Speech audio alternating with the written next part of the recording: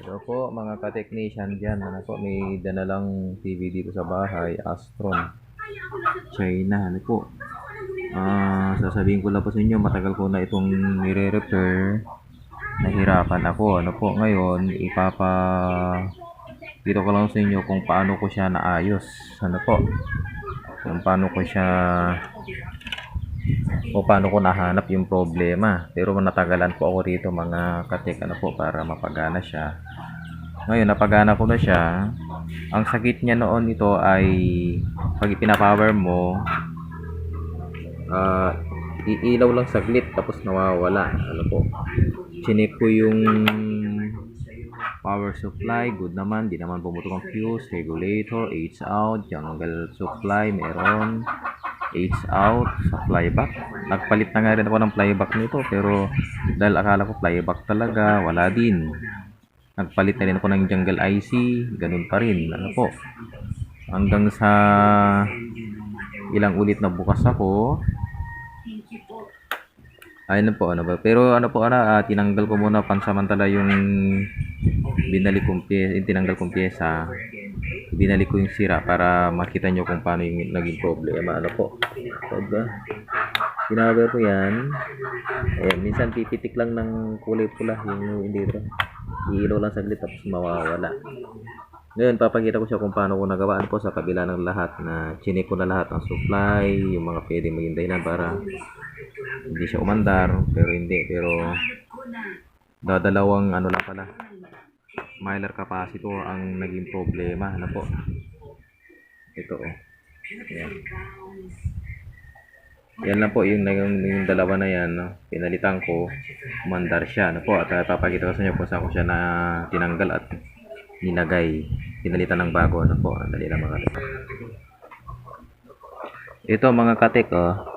Yung dalawang mylar capacitor dito na magkatabi, ayan, may dalawang apat na butas yan. Ano po? Yan lang, ano po, pinalitan ko yung dalawang capacitor. Makikita nyo to. Ang numero 18 lang ang number. Ano po mga katek? Tinanggal ko yung dalawang 18 dyan, pinalitan ko ng ng dalawang 18 din na ganitong capacitor.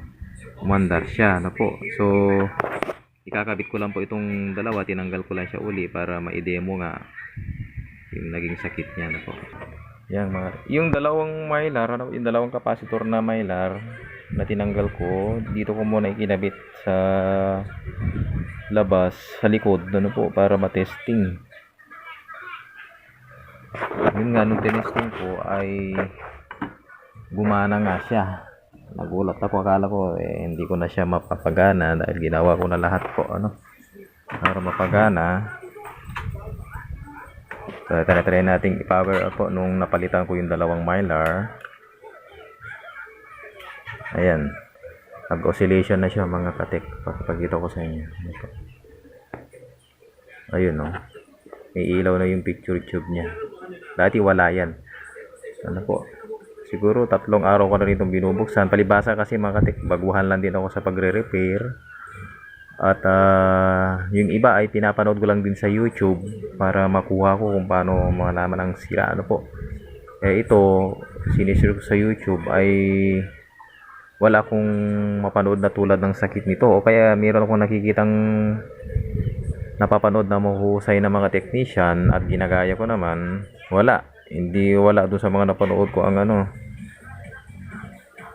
ang technique para maayos ito.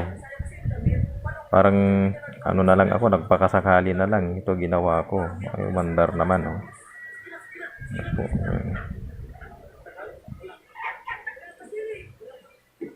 Shinare ko lang din po sakaling ma-encounter yung ganitong problema, yung dalawang mylar lang.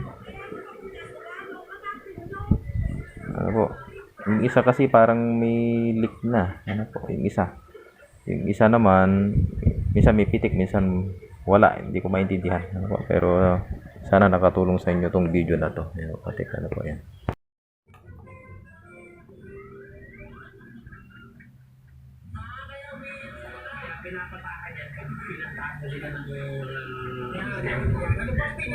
Yan na po guys yung kanina po. sana nakatulong sa inyo itong video na to.